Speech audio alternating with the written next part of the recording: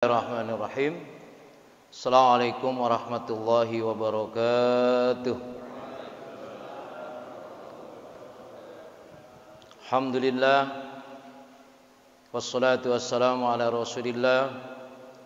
Asyhadu an la ilaha illallah wahdahu la syarikalah, wa asyhadu anna Muhammadan abduhu wa rasuluh la nabiyya ba'dah, amma ba'du. Yang saya hormati Ketua DKM Masjid Kuba beserta para pengurus lainnya, jamaah yang dimuliakan Allah Subhanahu wa taala. Alhamdulillah, kita bersyukur kepada Allah Subhanahu wa taala yang sudah tentu Allah terus memberikan nikmat kepada kita. Dan mudah-mudahan dari nikmat yang Allah berikan kita pandai mensyukurinya, dan dari nikmat yang Allah berikan kepada kita, kita menikmatinya, dan alhamdulillah berada di tempat yang terbaik ini. Salat serta salam kita sampaikan kepada Nabi kita Muhammad sallallahu alaihi wasallam, Nabi yang menjadi uswah kita dalam menjalani hidup dan kehidupan ini. Jamaah yang dimuliakan Allah Subhanahu wa taala, salah satu cara sahabat ingin mengetahui amalan, bisa jadi sahabat bertanya kepada Rasulullah. Jadi model bertanya itu sebetulnya cara yang lebih gampang untuk mendapatkan ilmu. Sehingga di dalam riwayat ini dijelaskan an rajulin min ahli Syam. Ja'a rajulun ila Nabi sallallahu alaihi wasallam faqala akhbirni bi amalin udkhilu bihi al jannah. Ya Rasulullah, beritahu saya dengan amalan yang amalan itu bisa memasukkan saya ke dalam surga. Pertanyaan ini adalah bagian dari cara untuk mendapatkan nilai yang terbaik dan amalan yang bisa dilakukannya. Apa kata Rasulullah? Kun muadzina qaumika yajma'u bika salatahum. Jawabannya, kalau mau masuk surga jadi muadzin. Tapi kalau suaranya enak. Tapi kalau suaranya enggak enak jadi muadzin, ya datang juga si orang. Cuma ngelihat siapa sih itu yang adzan. Pengen tahu doang dia, ya. Kun muadzina qaumika yajma'u bika salatahum. Jadilah engkau seorang muadzin, dan dengan muadzin itu engkau mengumpulkan mereka untuk salat. Qala ya Rasulullah in lam atik. Kalau saya enggak bisa gimana Rasulullah? Nah, jadi jawaban pertama dikatakan, kalau saya enggak bisa gimana ya Rasulullah? Qala kun imama qaumika yuqimu bika salatahu. Kedua, kalau yang pertama tadi enggak bisa, nah yang kedua yaitu jadi imam untuk kaum kamu dalam salat. Jadi muadzin aja berat, apalagi jadi imam. Wah, lebih berat lagi. Ternyata masuk surga susah juga gitu kan ya. Tapi ada satu lagi Pak, mudah-mudahan ini lebih gampang. Qala fa in lam atik. Terus kalau saya nggak bisa gimana Rasul? Jadi muadzin saya nggak bisa karena suaranya nggak jelas. Jadi imam apalagi? Terus gimana, masih ada enggak? Qala, yang ketiga nih. Fa'alaika bisoffil awwal. Kalau enggak bisa menjadi muadzin, nggak bisa jadi imam juga, kalau gitu kalau sholat di saf yang pertama. Enteng kan? Enteng. Saf pertama itu di masjid, bukan saf pertama di rumah. Ya. Dari 3 ini ya sudah tentu yang nomor 1 insya Allah ada yang mampu, nomor 2 ada yang mampu, nomor 3 insya Allah lebih banyak yang mampu. Ya, saful awal. Nah, ini anjuran supaya dapat memasukkan dirinya ke dalam surga. Artinya kalau yang ketiga ini dianggap paling gampang, berarti kalau sholat kita harus sholatnya di masjid berjamaah dan terus di saf yang pertama. Kan ada juga orang sholatnya di masjid udah mau nyari pojok aja di belakang. Apalagi hari Jumat tuh depan masih kosong, di pojok udah penuh. Ambil saf yang pertama. Ini bagian daripada tawaran Rasulullah kalau ingin masuk surga supaya mengisi saf yang pertama. Karena muadzin adalah bagian dari amalan yang luar biasa, Rasulullah menegaskan dalam riwayat lain.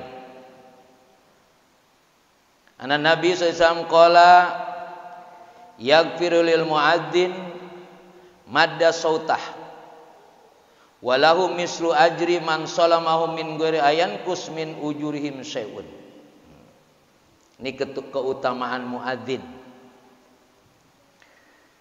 Kata Rasulullah, diampuni muadzin itu ketika madda sautahu. Allahu akbar, Allahu akbar. Muadzin kan suka dipanjang-panjangin kan ya. Ketika itulah berguguran dosa-dosanya. Madda sautahu. Diampuni dosanya ketika suaranya dilakukan ketika adzan tadi. Itu yang pertama. Walahu mislu ajri man sholla ma'ahu min ghairi ayan kuso min ujurihim syai'un. Dan muadzin ini ketika dia adzan dosanya digugurkan, lalu datanglah orang-orang datang ke masjid ketika dia adzan, pahala muadzin sebanyak orang yang sholat itu pahala muadzin. Jadi kalau yang datang 100 orang, muadzin dapat pahalanya 100 orang. La yankus, tidak dikurangi itu yang tadi. Ya. Jadi muadzin dapat 101. Mudah-mudahan besok makanya adain lomba adzan lah. Biar masuk kategori enggak nih untuk ngejar, karena ketika dia jadi muadzin yang datang ke masjid itu berapa yang datang ke masjid, muadzin pahalanya sebanyak yang datang ke masjid. Masya Allah. Ya Allah, jadi imam gak bisa, jadi muadzin suaranya gak jelas. Ya. Nah. Sekarang bagaimana suara kita gak jelas, tapi pengen dapat pahala muadzin? Nah, ini. Ya. Masih ada jalan, Pak. Allah juga tahu betul hambanya aneh-aneh dan macam-macam. Ya. Kemampuan hambanya macam-macam. Tapi masih diberikan kesempatan untuk mendapatkan nilai yang terbaik tadi. Enggak bisa jadi muadzin, enggak bisa jadi imam, cukup ngambil saf yang pertama. Sekarang kalau dia tidak jadi imam, tidak jadi muadzin, padahal muadzin itu pahalanya dia dapat sebanyak orang yang datang ke masjid. Tapi kita nggak bisa melakukan 3 hal itu. Nah, satu lagi tawaran nih. Ya, antum mau kan mendapatkan pahala sebanyak orang yang sholat? Mau kan? Mau. Oke. Kalau mau, apa kata Rasulullah? Wa ruwiya anin nabi annahu qala man qala misla ma yaqulul muadzinu kana lahu mislu ajrihi. Siapa yang menyebutkan apa yang disebutkan muadzin, maka pahalanya sama dengan muadzin. Masya Allah. Ya, kata muadzin Allahu Akbar, Allahu Akbar. Bapak bilang Allahu Akbar, Allahu Akbar. Kan nggak perlu suara bagus itu ya. Nah, sambil ngantuk-ngantuk juga bisa itu. Ya, jadi apa yang dikatakan oleh muadzin kita mengikuti. Kecuali ketika muadzin mengatakan hayya 'alas shalah, hayya 'alal falah. La haula wala quwwata illa billah. Yang lain sama. Udah mulai enteng nih ya? Alhamdulillah. Suara saya memang rada kurang enak, ya. Tapi pengen dapat pahala seperti muadzin. Tinggal ngikuti apa yang disebutkan oleh muadzin. Insya Allah. Cuma masalahnya muadzin sama muadzin, kita lagi di mana tahu itu. Ya.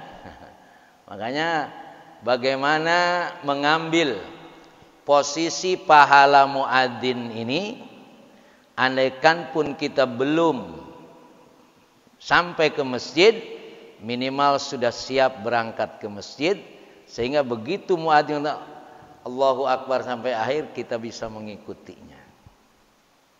Ini kalau muadzin kedengeran sekitar ini. Ya, Masya Allah. Insya Allah. Ya. Jadi ada kesempatan ya untuk menikmati pahala yang tidak seberat muadzin. Cukup mengikuti apa yang diucapkan oleh muadzin, kita ikuti. Kecuali ketika hayya 'alas shalah dan hayya 'alal falah. Jamaah yang dimuliakan Allah Subhanahu wa taala, setiap hari kita mendengar adzan. Sudah tentu ini adalah panggilan yang terbaik. Panggilan yang terbaik yang Allah terus mengingatkannya kepada kita. Maka dikatakan yang bagi lirrajul idza sami'al adzan ayastami'a wa yu'adzim wa yaqulu misla ma yaqulul muadzin.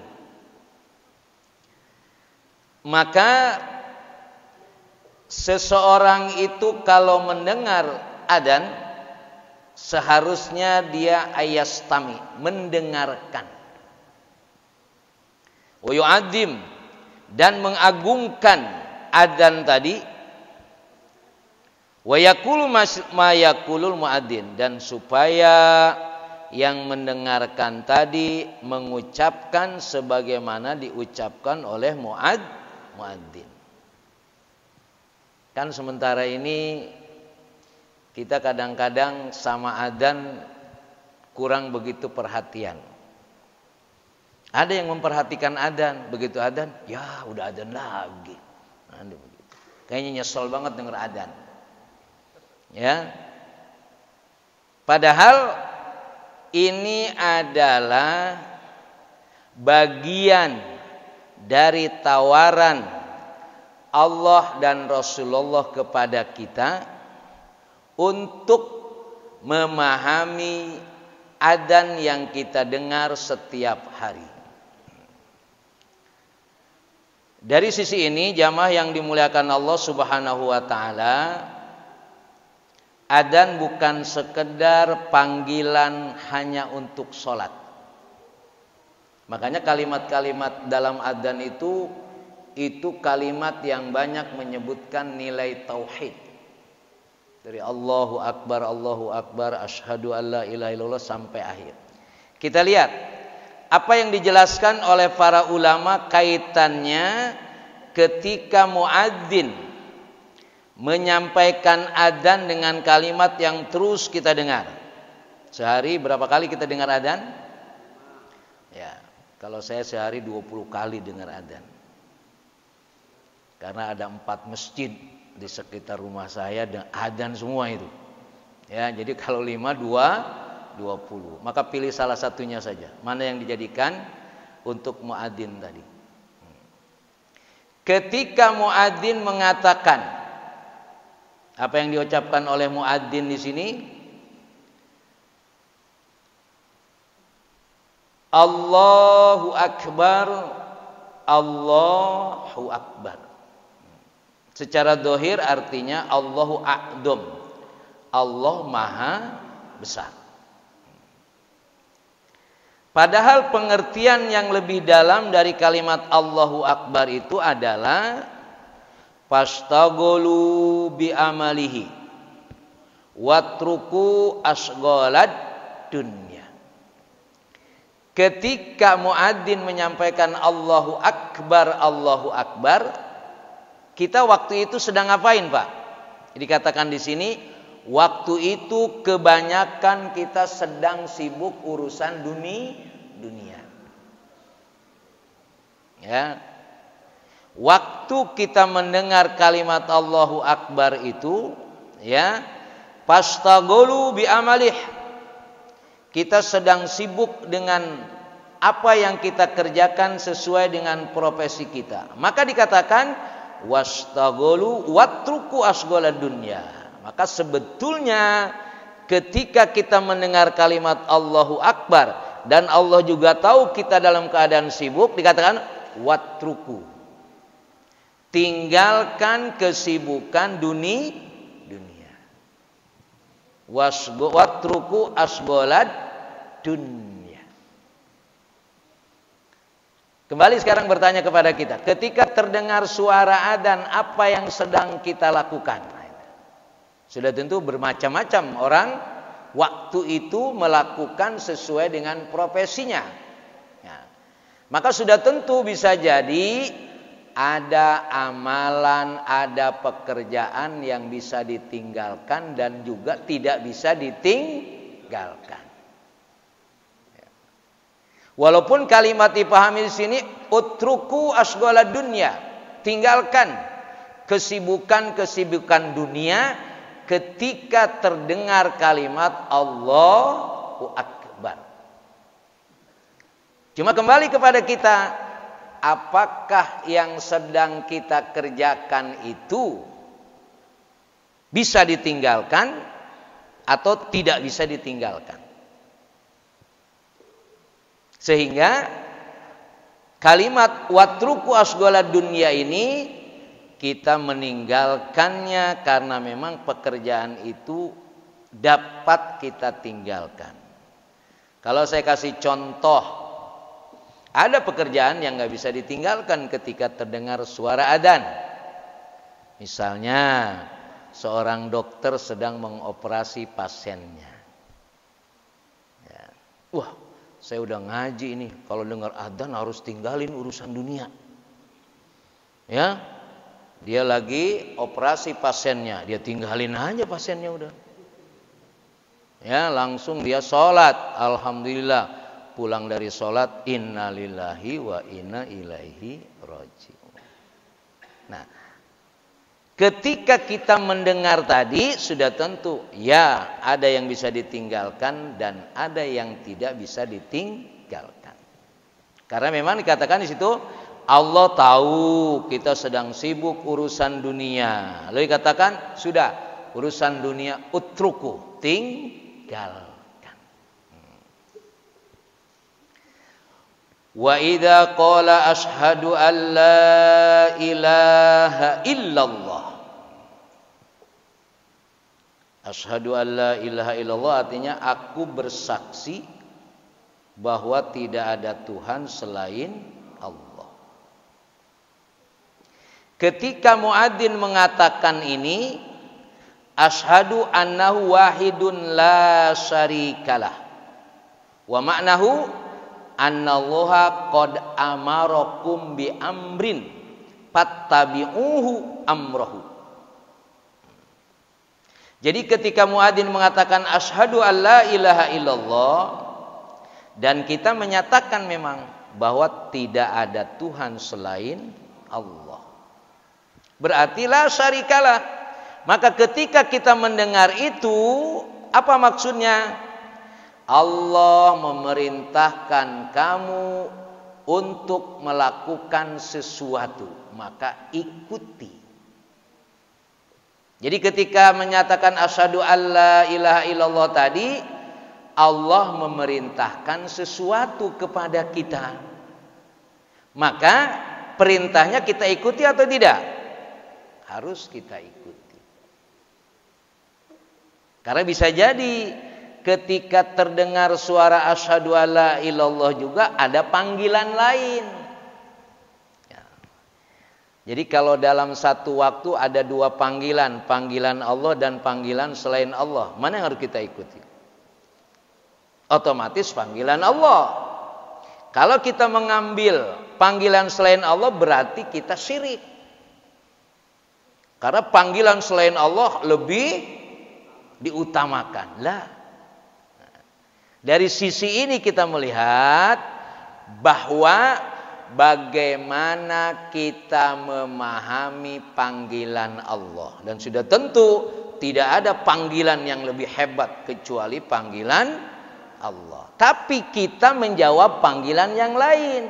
Padahal panggilan itu sudah tentu tidak mungkin dikontradiksikan dengan panggilan Allah. Maka la syarikalah.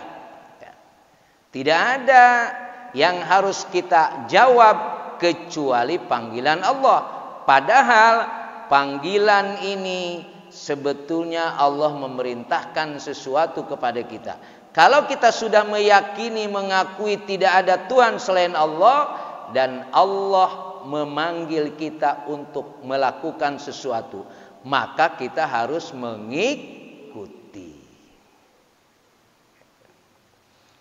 Ini dari sisi memahami adzan. Tidak dilihat dari sisi fikih nanti. Ya. Karena nanti bahasanya ketika kita mendengar suara adzan, salat tidak harus di masjid, tidak harus di tempat adzan tadi. Tapi untuk menguatkan. Karena bagaimanapun panggilan Allah ini kan sebetulnya juga menguji keimanan kita. Sehingga ketika Allah memanggil, otomatis tidak ada lagi panggilan yang lebih kecuali panggilan Allah. Fa innahu la yanfa'ukum ahadun illallah. Maka sebetulnya tidak ada lagi panggilan yang sangat bermanfaat ketika itu buat kita kecuali panggilan Allah. Wala yunjikum ahadun min adabihi in lam tuaddu amrahu. Dan ketika kita tidak menjawab panggilan Allah tadi, ya, ketika tidak menjawab panggilan Allah tadi, siapa yang akan menyelamatkan kita dari azab Allah kalau kita tidak mengikuti apa yang diperintahkannya? Jadi apa yang ditawarkan ketika adzan tadi menyadarkan kita bahwa tidak ada yang bisa menyelamatkan saya kecuali Allah Subhanahu wa ta'ala. Ya, kalau dianalogikan ketika seseorang dipanggil bos. Dipanggil bos. Antum tidak menjawab, insya Allah nggak selamat itu. Ya, kira-kira begitu ya. Ya, kalau dianalogikan kepada seseorang dipanggil oleh bosnya, lalu kita tidak menjawab, tidak mendatanginya, insya Allah enggak selamat. Nah, bagaimana kita memahami dalam kehidupan keseharian kita bahwa kita ini selalu diingatkan oleh Allah, dan ketika mendengar adzan tadi sebetulnya Allah memerintahkan kepada kita satu amalan, dan amalan itu atau perintah itu harus diikuti. Kalau kita tidak mengikutinya, hati-hati, karena tidak ada yang bisa menyelamatkan kita kecuali Allah Subhanahu wa ta'ala. Ya, tadi analoginya sederhana saja. Kalau bos manggil kita lalu kita tidak jawab, insya Allah dipecat besoknya. Kira-kira begitu memahami yang sederhananya. Ya. Karena la yunjikum ahadun min adabih in lam tu'addu amrahu. Kalau engkau tidak melakukan apa yang diperintahkannya, siapa yang dapat menyelamatkan engkau? Karena engkau tidak melakukan apa yang diperintahkannya. Itu asyhadu alla ilaha illallah. Lalu qala al-muadzin asyhadu anna Muhammadar Rasulullah. Asyhadu anna Muhammadar Rasulullah ay Allahu arsalahu ilaikum litu'minu bihi wa tusaddiquhu. Ketika muadzin mengatakan asyhadu anna Muhammadar Rasulullah, Allah mengutus seorang rasul. Dan rasul itu harus kamu imani atau harus kamu beriman kepada yang diutus oleh Allah itu. Walladzi arsala rasulahu bil huda wa dinil haq liyudhhirahu 'ala dini kulli walau karihal kafirun. Nah, maka ketika muadzin menyatakan asyhadu anna Muhammadar Rasulullah dan kita meyakini kalau Nabi Muhammad itu utusan Allah, dan ketika kita meyakini bahwa dia adalah utusan Allah, berarti kita harus mengimaninya, meyakininya. Apa konsekuensi meyakini, mengimani Rasul yang diutus oleh Allah? Annahu amarakum biiqamatil jamaah.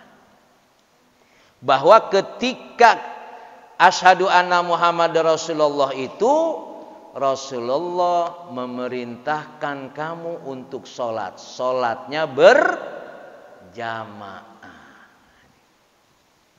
Jadi kalimatnya seperti itu. Ya, Rasulullah itu adalah utusan Allah, dan kita meyakini dia adalah utusan Allah. Maka ketika muadzin mengatakan asyhadu anna Muhammadar Rasulullah, kalau beliau itu kita imani, maka kita ikuti apa yang diperintahkannya. Apa yang diperintahkan oleh Rasulullah kepada kita? Amarakum biiqamatil jamaah. Rasulullah memerintahkan kepada kita untuk sholat berjamaah. Kalau begitu, fattabi'u ma amarakum bi. Nah, kalau engkau mengimani, maka ikuti apa yang diperintahkan oleh Rasulullah. Nah, pertanyaan berikutnya, berarti kita kalau sholat harus berjamaah. Hukum asalnya begitu memang, Pak.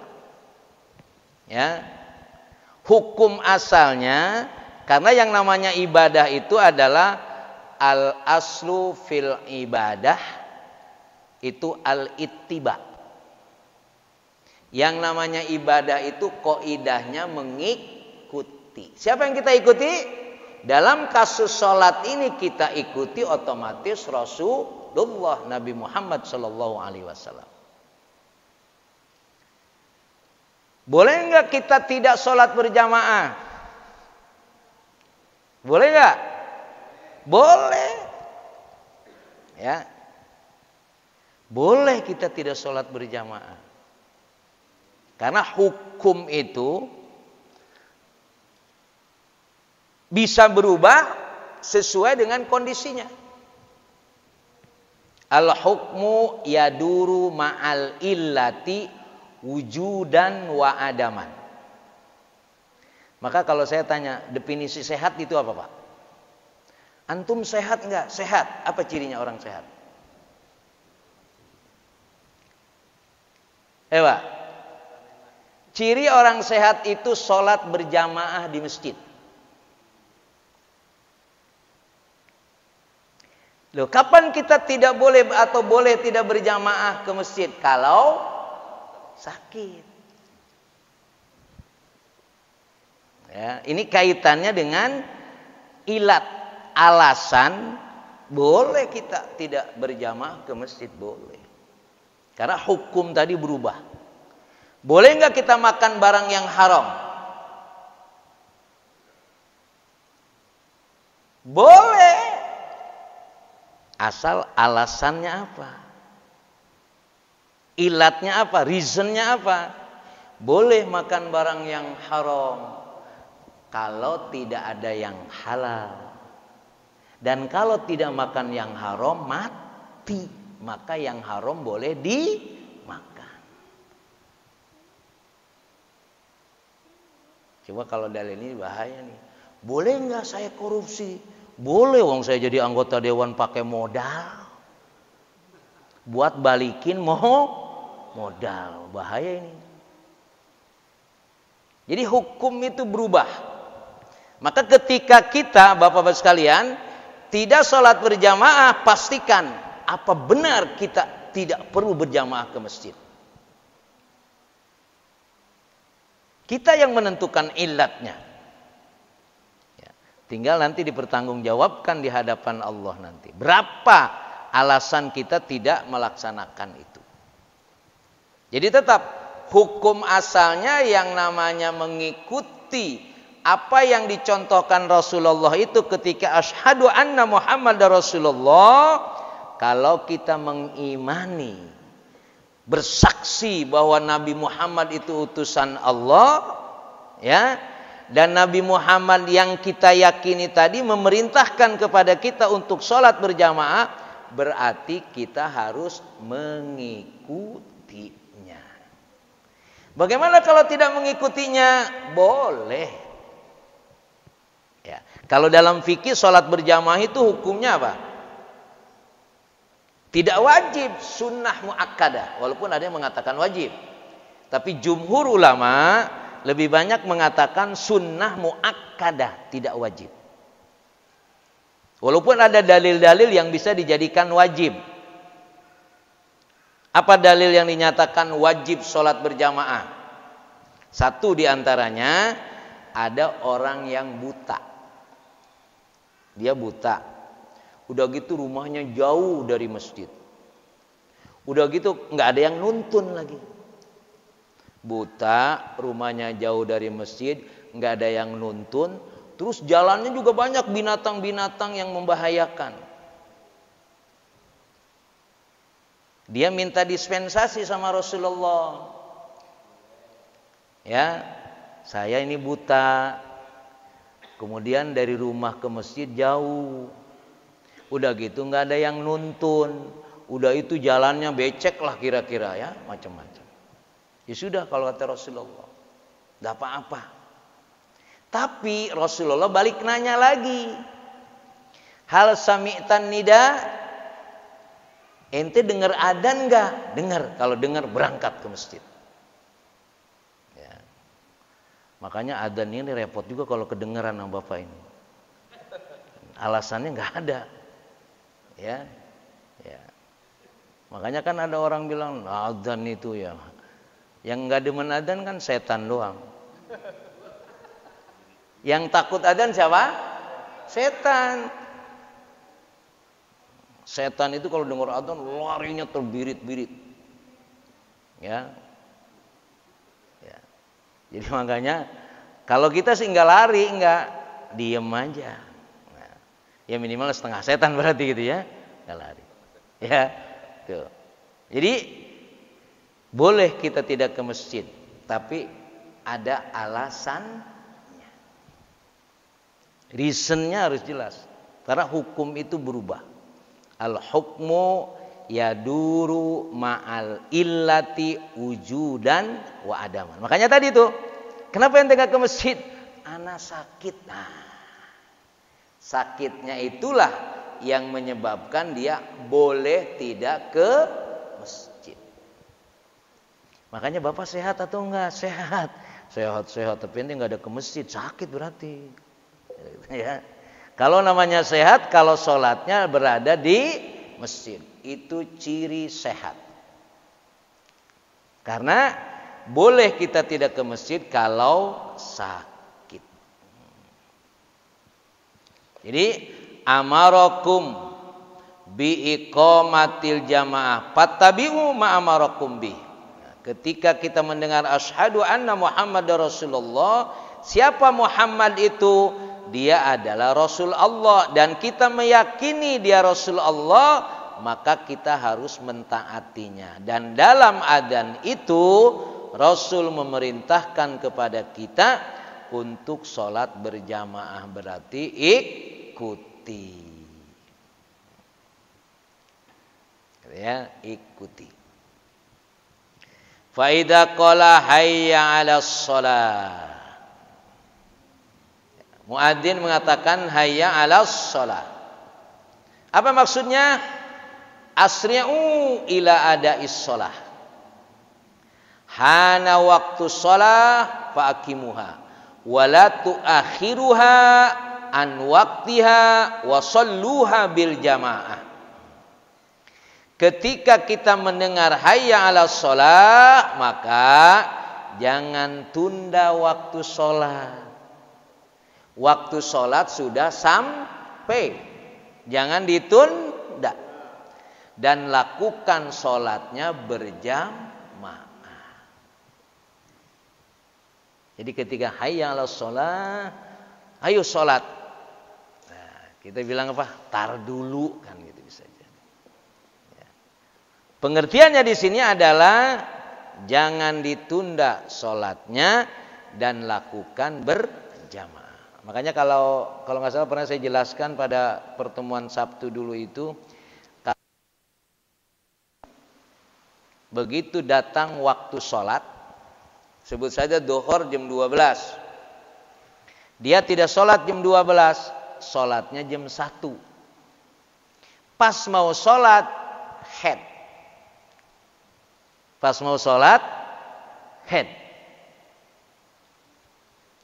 berarti sholat apa enggak dia? Enggak, orang head. Nah makanya kalau terjadi seperti itu, dohornya itu dia harus mengkodok nanti. Ya, harus mengkodok. Karena dia mestinya kalau dia jam 12 sholat, kan tidak ada head. Makanya ibu-ibu tidak boleh menunda itu tadi. Padahal kalau kita head, kodok apa tidak? Ibu-ibu kalau head kodok apa enggak? Enggak. Nanu nu'maru bi qoda'is saum la nu'maru bi qoda'is shalah. Kalau puasa ya diperintahkan untuk qada. Kalau sholat tidak ada. Tapi kalau kasusnya seperti tadi, karena dia menunda. Mestinya kalau dia sholat sebut saja jam 12 atau setengah 1, dia belum datang headnya. Maka ketika itu dia menunda, maka ada yang berpendapat sholatnya supaya diqadha. Yang terakhir, hayya 'alal falah.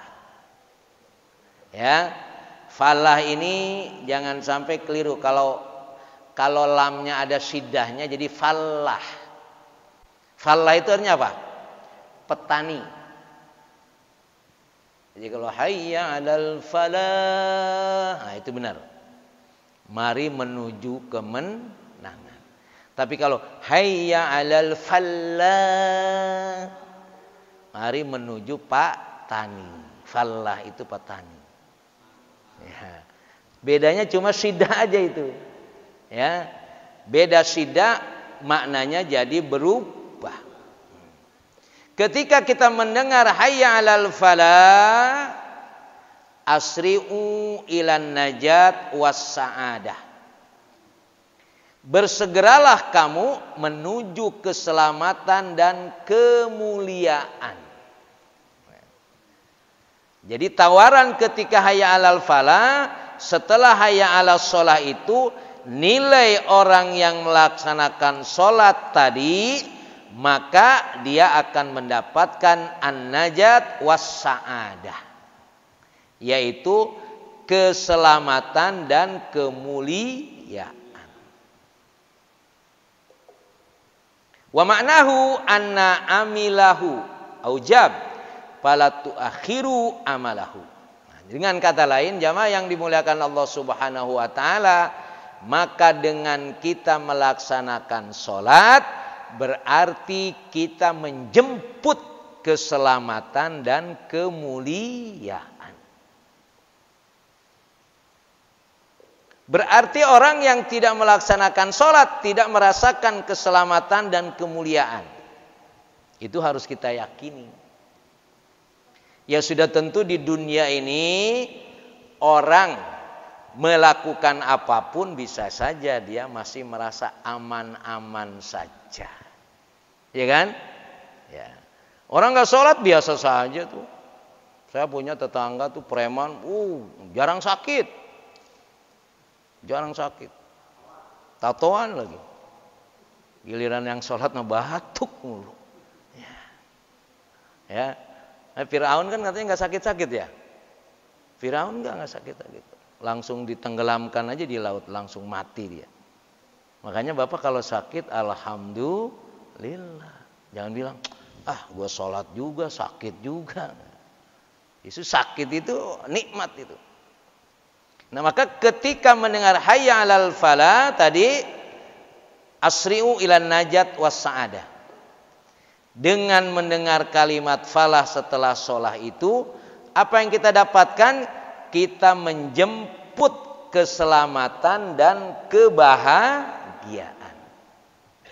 Seberapa kita merasakan menjawab panggilan Allah, dekat dengan Allah, itu kita merasa enggak ada sa'adah, ada kebahagiaan.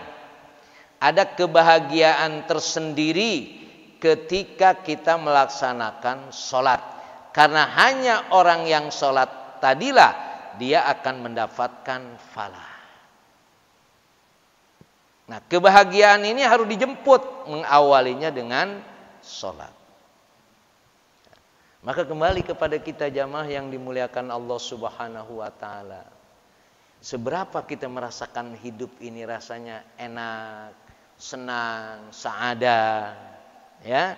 Atau sebaliknya, ruwet banget hidup ini. Ada aja. Satu pergi masalah, datang lebih banyak lagi. Nah, Allah mengingatkan kepada kita tadi dengan falah tadi, mengawalinya dengan sholat. Jadi kemuliaan kita, keselamatan kita dari memahami adzan di sini sebetulnya inilah yang harus kita jadikan sebagai model hidup kita. Allah tahu kita ini sibuk ngurusin dunia. Tahu Allah juga. Ya, jelas. Dan Allah juga tahu kita harus sibuk dalam urusan dunia. Karena kelelahan kita itu bisa jadi juga menggugurkan dosa-dosa kita. Tapi ada waktunya. Kalau dipanggil, ya kan? Kita lagi sibuk apapun, kalau dipanggil kan tetap ada respon gitu kan? Ya. Lagi main catur nih, asik main catur, asik banget itu. Ya. Bapak dipanggil sama anak bapak, diam aja, pasti minimal nyaut apa kira-kira itu ya. Apalagi dipanggil sama yang lain, padahal lagi asik banget tuh main catur kira-kira gitu. Ya. Nah, panggilan inilah yang setiap hari kita dengar, setiap hari Allah mengingatkan kita 5 kali kita mendengar tadi, itu adalah menguji seberapa nilai akidah kita, keyakinan kita ketika Allah memanggil kita. Makanya kan ciri orang beriman itu kan adalah hudur ilal masjid. Idza ra'aitumur rajula ya'tadul masjida fashhadu lahu bil iman. Apabila kamu melihat seseorang lelaki yang terbiasa datang ke masjid, sudah tentu ketika waktu sholat, saksikan, itulah dia orang yang beriman. Sedangkan kalau dia tidak datang ke masjid, berarti dia orang munafik. Gitu. Asqalus sholati alal munafikina sholatul isya'i wa sholatul fajri. Lo ya'lamuna ma fihima la atauhuma walau habwan. Indikasi lain kalau dia tidak menjawab panggilan Allah dan tidak ada udzur syar'i, maka dikatakan dia munafik. Maka masjid yang kita bangun, Masya Allah, inilah yang akan menyelamatkan kita. Maka ketika dipanggil bersegera. Jauh, Ustaz, rumah saya jauh, nggak ada alasan. Ya, tidak ada alasan orang tidak ke masjid karena jauh, nggak ada alasan. Bahkan justru semakin jauh pahalanya semakin banyak. Ya, apalagi langkahnya udah jauh, langkahnya dikecil-kecilin lagi, tambah banyak lagi tuh. Ya. Pas sampai masjid udah bubar jamaahnya. Jadi tidak ada alasan, Pak ya. Tidak ada alasan kita tidak ke masjid karena gara-gara jauh. Justru jauh itu alhamdulillah. Karena ada Bani Salamah namanya.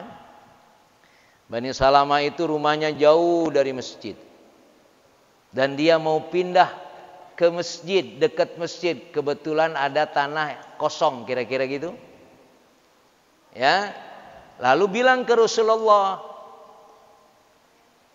bahwa mereka mau pindah mendekati masjid. Diizinkan enggak sama Rasulullah? La.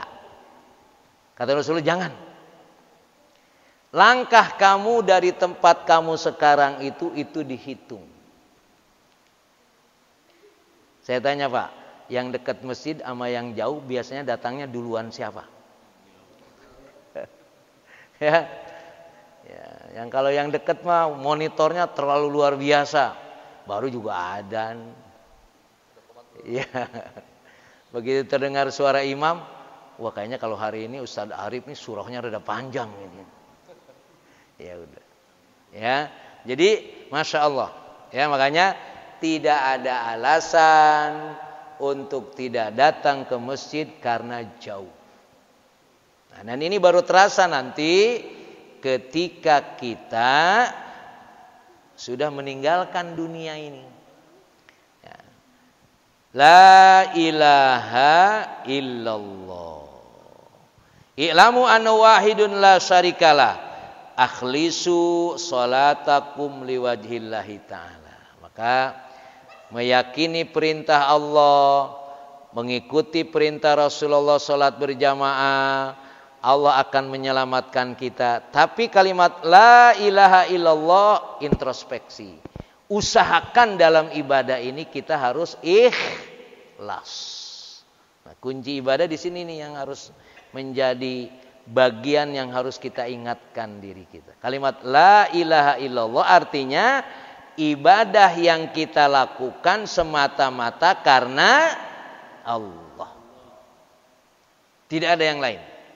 Ya, semata-mata karena Allah Subhanahu wa taala. Akhlisu, ya, salatakum liwajhillahi ta'ala. Maka ikhlaskanlah salat kamu semata-mata karena Allah Subhanahu wa taala. Dan Bapak tidak boleh beralasan, ente kenapa salatnya enggak ke masjid? Enggak enak, takut riya. Awas, enggak ada. Contoh Rasulullah itu harus diikuti. Kemungkinan riya ya ada, tapi itu tidak bisa dijadikan alasan karena al aslu fil ibadah al ittiba. Rasul sholatnya di masjid. Ya, kita tidak bisa beralasan takut riya. Nah, makanya ini bisa jadi ada orang-orang yang mungkin baru pindah ke Royal 2 masih ngintip-ngintip masjid gitu. Belum siap datang ke masjid. Nah, maka buru-buru diajak, ya. Jangan sampai panggilan-panggilan adzannya tidak cepat dijawab. Wallahu a'lam bissawab. Saya kira ini yang bisa sampaikan, bagaimana menikmati hidup dekat dengan Allah, dan Allah terus mengingatkan kita pada setiap waktu sholat. Allah pun menyatakan fa inni qarib ujibu da'wata da'i idza da'ani falayastajibuli. Nah, makanya kalau supaya mau dekat, istajib, jawab apa yang Allah perintahkan. Assalamualaikum warahmatullahi wabarakatuh.